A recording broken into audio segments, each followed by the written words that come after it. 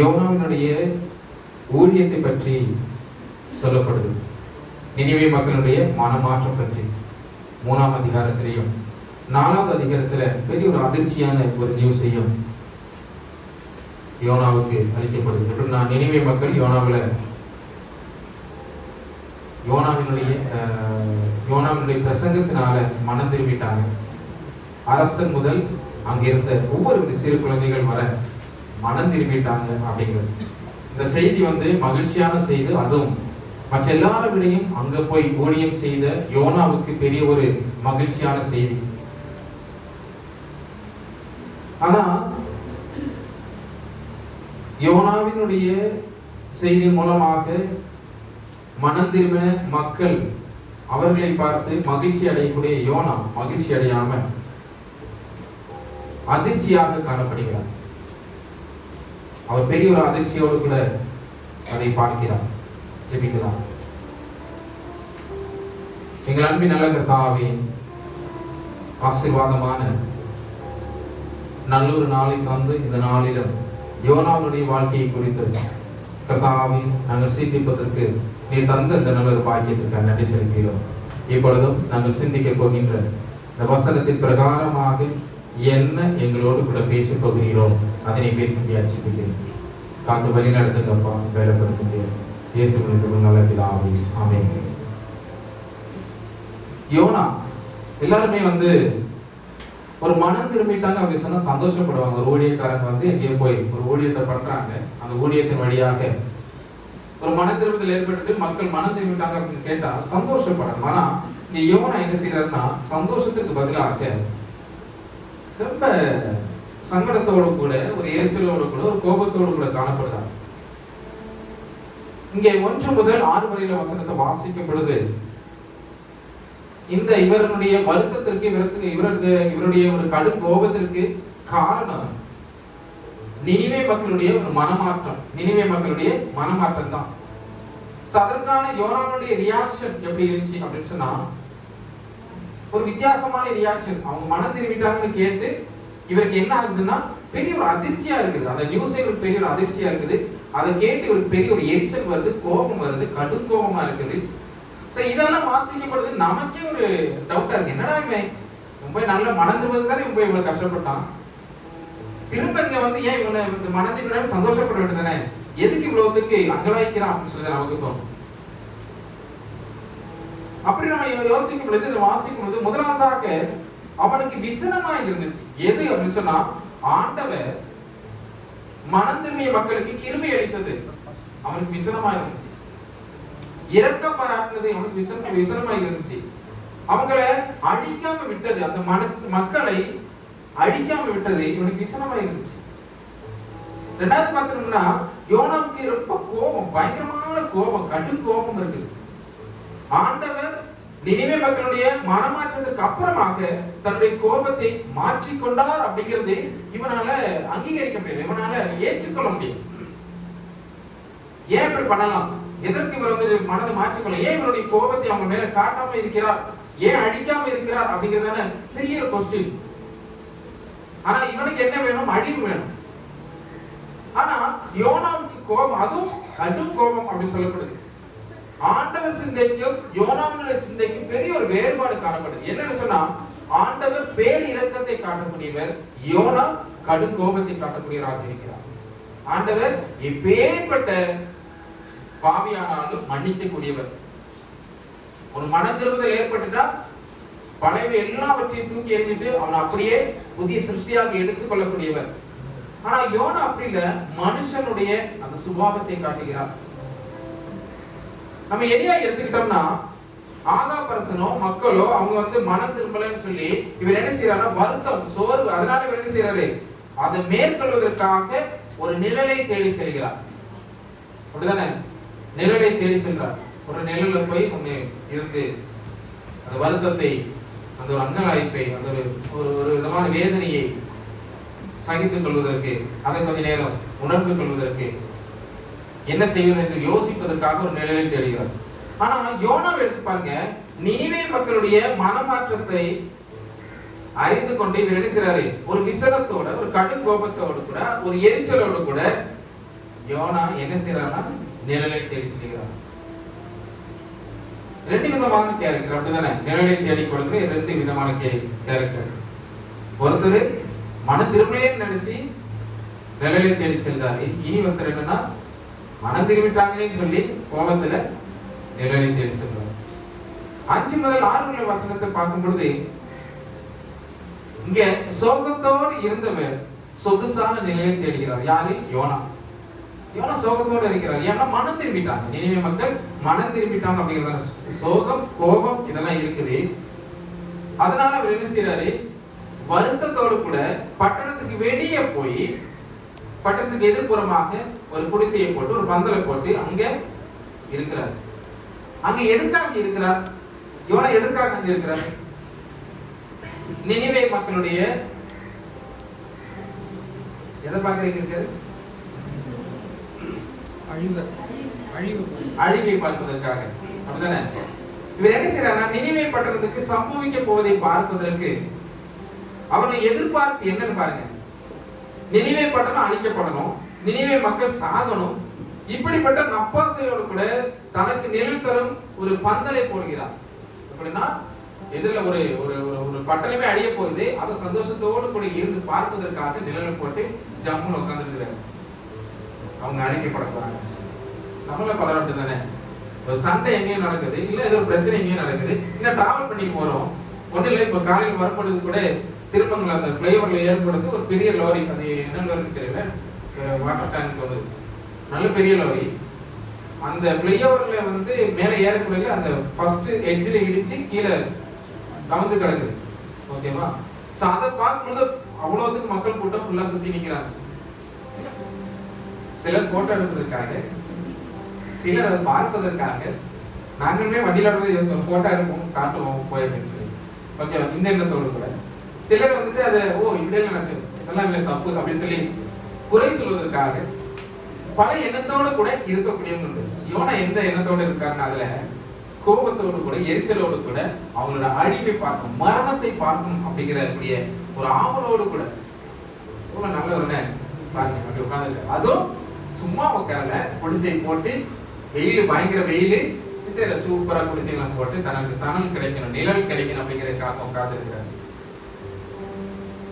YONO இப்படி உட்கார்ந்து இருக்கும் பொழுது நம்ம யோசிச்சா நம்மளும் பல வேளைகள்ல பல நேரங்கள்ல இப்படிப்பட்ட ஒரு செயல நம்மளும் இருந்திருக்கோம்.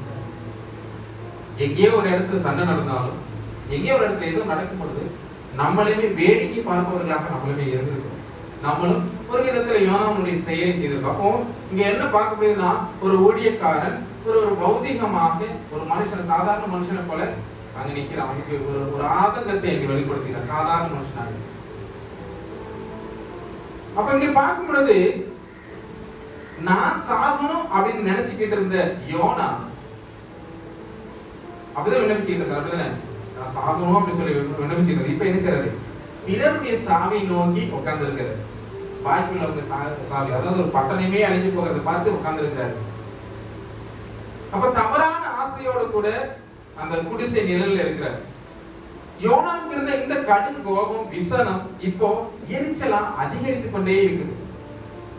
ஆக்சுவலி சொல்ல போனா மண்டைக்குள்ள பயங்கர சூடுன்னு சொல்லலாம். பயங்கர சூடு, பயங்கர வெயில். மண்டைக்கு மேல வந்துட்டு சூரிய ஒளியினால உஷ்ணம் பயங்கரமா இருக்குது. ஆல்ரெடி உள்ளேயும் பயங்கர உஷ்ணமா இவருக்கு இருக்குது. இதற்காகத்தான், இதற்கு பரிகாரமாக நிழலை தேடி விரைந்து செய்யறாரு. குடிசையை போட்டு அங்க அமர்கிறார். எப்படியாவது இதுல இருந்த உஷ்ணத்துல இருந்து கொஞ்சம் ஒரு ஆறுதல் கிடைக்கணும் அப்படின்னு சொல்லி. எலியா வந்துட்டு மனசோர்வினால நிழலை தேடினார். எலியா மனசோர்வினாலதான் நிழலை தேடினார். ஆனா யோனா மனசூட்டினால வந்து என்ன செய்யறாரு? நிழலை தேடுறாரு. எதனால? மனசூட்டினால். ஆனா அவர் போட்ட பந்தல் அந்த நிழல் தான் தந்துச்சு. ஜஸ்ட் ஒரு நிழலை தந்துச்சு. அது ஒரு குளிர்ச்சியை தரல, ஜஸ்ட் ஒரு நிழல் தந்துச்சு. அது ஒரு ஏசி இல்லாத குடிசை, ஒரு ஃபேன் இல்லாத குடிசை, ஜஸ்ட் ஒரு குடிசை. அது வந்து ஜஸ்ட் வந்து வெயில இருந்து கொஞ்சம் நம்ம மாறினா ஒரு நிழல் இருக்குமே, அந்த மாதிரியான ஒரு ஆசுவாசத்தை, சின்ன ஒரு கம்ஃபர்ட்டை தரக்கூடிய ஒரு குடிசை. அதனால ஆண்டவர் அவருக்கு என்ன செய்தார்னா, ஒரு செடியை வளர்த்தார் அவருக்காக, மண்டைக்கு மேல உள்ள வெப்பத்தை மாற்றுவதற்காக. எங்க மண்டைக்கு மேல இருக்கக்கூடிய வெப்பத்தை மாற்றுவதற்காக, வெயிலுக்கு உஷ்ணத்தை மாற்றுவதற்காக ஒரு ஆமணக்கு செடியை வந்து அங்க முளைக்க செஞ்சு வளர செய்து இவனுடைய தலைக்கு நிழல் தரவிக்குது. ஆல்ரெடி குடிசை போட்டிருக்காரு, அதுக்கு மேல ஆமணக்கு செடியும் வந்துட்டு அப்ப டபுள் நிழல் அப்படிதானே. அப்படிங்கிற போது ஆட்டோமேட்டிக்கா கொஞ்சம் குளிர் இருக்கும். ஆமணக்கு செடிக்கு அந்த குளிர் தரக்கூடிய ஒரு இருக்கும். ஸோ அந்த குளிர் அவருக்கு இருக்குது, ஜஸ்ட் ஓகே, கம்ஃபர்டா இருக்கிறாரு. ஸோ இது மூலமாக யோனாவுக்கு பயங்கர சந்தோஷம். ஓகே, எப்படியோ நல்ல நிம்மதியாக இருக்கிறவங்கிறாரு தோணும். ஆனா மனமாறிய மக்கள் மடியலையே, மடிந்து போகலையே, இறந்து போகலையே அப்படின்னு சொல்லி பயங்கர கோபத்தோடு கூட இருக்கிறார். எப்படி சொகுசா அவர் நிழல்ல இருந்தாலும் அவருடைய உள்ளத்துல கோபமும் எரிச்சலும் தனியவே இல்லை. அவருடைய பார்வை எல்லாமே எங்க இருக்குதுன்னு சொன்னா நினிவே மக்கள் மேலதான் இருக்குது. அவருடைய பார்வை எல்லாமே நினிவே மக்களுடைய அழிவை நோக்கி காணப்படுது. அதை எதிர்நோக்கிய பார்வை. அதனால எதிரில் போய் உட்கார்ந்திருக்கிறார். காரணம், இவருக்கு இப்படிப்பட்டதான உணர்வு வரைக்கான காரணம் என்ன? பகை உணர்வு, காழ்ப்புணர்ச்சி. இன்னும் நம்மள பலரும் இதே போல நம்ம இருக்கலாம். ஒருத்தங்க சந்தோஷமாக இருந்தாலே நமக்கு என்ன செஞ்சிடும்? ஏதாவது டிஸ்டர்ப் ஆயிரும், மைண்ட் டிஸ்டர்ப் ஆயிரும். நல்லா இருக்கும், திடீர்னு ஏதாவது நமக்கு பிடிக்காத ஒருத்தவங்க சிரிச்சுட்டு போறாரு. அது எப்படி சாத்தியம் அப்படிங்கறதான ஒரு உணர்வு. அதுதானே. அது மட்டும் இல்லாம நம்ம பல நேரத்துல பிறருடைய அழிவை, பிறருடைய ஒரு தோல்வியை பார்த்து சந்தோஷப்படக்கூடியவர்களாக காணப்படுவோம். பிறருடைய ஆபத்தை மறைமுகமாக ரகசிய நற்பாசையோடு கூட எதிர்பார்த்துக்கிட்டு இருக்கிறோம். அப்ப நம்ம கிட்ட இருக்கக்கூடிய பொறாமை, காழ்ப்புணர்ச்சி, பகை உணர்வு, பிறர் மீது இருக்கக்கூடிய இந்த விதமான ஒரு வக்ரமான செயல் எதுவுமே இருந்துச்சுன்னா அது நல்லதா கெட்டதா? பிறர் மேல கோபப்படுறது நல்லதா கெட்டதா? பொறாமையோட இருக்க நல்லதா கெட்டதா? அப்படிதானே. அப்போ இந்த ஒரு எண்ணத்தோடு கூட யோனா அங்க இருக்கிறார். இப்போ இங்க நம்ம இந்த நிழல் மூலமாக நம்ம கற்கக்கூடிய பாடம் என்னன்னு சொன்னா, கடவுள் ஒரு பாடத்தை கற்றுத் தருகிறார் நமக்கு. இரட்டை நிழல் குடிசை, ஆமணக்கு செடி, இப்படி நல்ல சொகுசான ஒரு வாழ்க்கை. அப்ப யோனாவுடைய புழுக்கத்தை நீக்கிச்சே தவிர, ஆனா அவனுடைய மனப்புழுக்கத்தை மாற்றவே இல்லை. அவனுடைய ஜஸ்ட் அந்த உடல் ரீதியான அந்த புழுக்கத்தை மாற்றினாலும் மனசுக்குள்ள அவனுக்கு பயங்கரமா புழுங்கிட்டு இருந்தது மாறல. இப்ப இதை அறிந்த தேவன் என்ன செய்யறாரு? உடனே சொகுசா இருந்துகிட்டு நீ இவ்வளவு செஞ்சு தந்துட்டுமே நீ வந்து என்ன செய்யற? உன் மனசுக்கு ஒரு விடுதலை கொடுக்கணும். உன் மனசுல வந்து இப்பவும் வக்ரத்தோட, இப்பவும் கோபத்தோடு கூட, இப்பவும் எரிச்சலோடு கூட இருக்கிறியா அப்படின்னு சொல்லி என்ன செஞ்சுட்டாரு? ஆமணக்கு செடிய பூச்சி அனுப்பி என்ன செஞ்சாரு? அரிசி போட்டாரு. அரிசி போட்டது என்னாச்சு? செடி உணர்ந்து போயிட்டு, ஆமணக்கு செடி நிழல் இல்லாம போயிட்டு, எல்லாமே அகன்று போயிட்டு. அப்போ நிழல் அப்படிங்கிறது நிலையானது அல்ல. நிழல் எப்பவுமே நிலையானது. நம்ம போற இடத்துல நான் நிழல் வரும்னு சொல்ல முடியாது. இருட்டான இடத்துல நிழல் பார்க்க முடியுமா? இருட்டுல நமக்கு நிழல் வருமா? இல்ல. வெளிச்சம் எங்க இருக்குதோ அங்கதான் நிழல் தெரியும். வெளிச்சம் இருந்தா மட்டும்தான் நிழல். நிழல் எல்லா இடத்துலயும் நிலை இல்லாதது. அப்ப இந்த நிழல் மறைந்து போகக்கூடியது என்ற பாடம் இங்க வந்து நமக்கு கற்க முடியும். நிழல் போலதான் நம்முடைய வாழ்க்கை காணப்படுகிறது. நிரந்தரம் இல்லாத ஒன்றுக்காக நம்ம பிரயாசப்படுகிறோம். நிரந்தரம் அல்லாத ஒன்றுக்காக நம்ம வேதனைப்படுகிறோம், எரிச்சல் படுகிறோம், கோபப்படுகிறோம். நம்ம கிட்ட இருக்கக்கூடிய ஒவ்வொன்றை வைத்துக் கொண்டு சந்தோஷப்படாமல் செல்வம், பணம், பட்டம், பதவி, இப்படிப்பட்ட சொகுசை நோக்கி நமக்கு போகக்கூடிய ஒரு சூழல் பல நேரத்தில் ஏற்படுது. அதெல்லாம் நிரந்தரம் இல்லை அப்படிங்கிறத நம்ம உணர்ந்து கொள்ள வேண்டும். நம்ம கிட்ட ஒரு பகை உணர்வு இருக்குன்னா அது மற்றவங்க கிட்ட நம்ம செலுத்திக் கொண்டே இருக்கக்கூடாது. ஆமணக்கு செடி உலர்ந்து போயிட்டு அது தந்த ஒரு சொகுசு நிழல் வந்து போனதுமே கிழக்குல இருந்து வீசின காத்து, வெப்ப காற்று, அந்த வெப்ப காற்று பட்டது என்னாச்சு? வெயில யோனாவுக்கு என்ன செய்யற? மறுபடியும் மண்டசூர் வந்துட்டு, மனசூர் வந்துட்டு, எரிச்சல் வந்துட்டு, சாகைக்கு பயங்கர விருப்பம் அவனுக்கு. இது சரியா? சாகன்னு நினைக்கிறது சரியா? சாகன்னு நினைக்கிறது சரியா? தப்பு. அப்படிதானே? கடவுளுக்கு இது விருப்பமா இருக்குமா? நம்ம இப்படி நினைச்ச விருப்பமா இருக்குமா? இருக்காது. தேவனுக்கு ஏற்ற பண்பா இது? சொல்லுங்க. அவங்க சொல்ல மாட்டாங்க, பிள்ளைங்க தான் நீங்க சொல்றீங்க. அம்மா மாதிரிலாம் தூங்கிட்டு இருக்காங்க, நீ சொல்லுங்க. பண்பா? கடவுளுக்கு இது விருப்பமா? இதுக்கு தேவனுக்கு ஏற்ற பண்பா? இல்ல. அப்போ இன்றைக்கும் தேவ வசனத்தை கேட்கக்கூடிய நம்ம பலர் கடவுளை நம்ம விருப்பப்படி வளைத்து கொள்ளணும் அப்படின்னு தான் நினைக்குமே தவிர தேவனுடைய சித்தத்தின் பிரகாரமாக நம்ம நடக்கணும்னு நினைக்க மாட்டோம். நம்ம எதை விரும்புறோமோ அதை கடவுள் செய்யணும். கடவுளே என்னுடைய விருப்பம் எப்படி இருக்குது அதை நீங்க செஞ்சுத்தாங்க. கடவுளே உங்களுடைய சித்தம் எப்படியாக இருக்குன்னு கேட்க மாட்டோம். எனக்கு என்னென்ன தேவை இருக்குது அதை நீங்க செஞ்சுத்தாங்க அப்படிங்கக்கூடிய விண்ணப்பங்கள் தான் நம்ம எப்பவுமே ஏறெடுத்துக்கிட்டு இருக்கோம். தேவனுக்கு ஒரு சித்தம் இருக்கும். தேவனானவர் எப்படிப்பட்டவர்? மன திரும்பினால் உடனே என்ன செய்வாரு? 100% அன்பை கொடுத்து அரவணைக்கக்கூடியவர். அப்படிப்பட்ட தேவன் இங்க இந்த மக்களை அழிக்கணும் அப்படின்னு நினைக்கிறது தவறான செயல். அப்படிதானே? தவறாக நினைக்கிறது. அதனாலதான் அதாவது நீ வளர்க்காததும் ராத்திரியில முளைக்காததும் ஒரு ராத்திரியிலே அணிந்து போனதுமான ஆமணக்குக்காக பரிதபிக்கிறாய். அதாவது யோனாக்கு பெரிய ஒரு சங்கடம் எதுல இருந்துச்சுன்னா அந்த ஆமணக்கு செடி போச்சுடே அப்படிங்கறதெல்லாம் பயங்கர சங்கம். அங்க எத்தனை பேர் இருக்கிறாங்க? 120,000 பேருக்கு இருக்கிறாங்க. அவங்களுக்காக நீ பரிதபிக்க மாட்டேங்க, அவங்களுக்காக நீ கஷ்ட யோசிக்க மாட்டேங்க. நீ அட்லீஸ்ட் ஒரு ஆமணக்கு மேல வைக்கக்கூடிய ஒரு ஒரு ஒரு கரிசனைய ஏன் இந்த மக்கள் மேல வைக்கிற?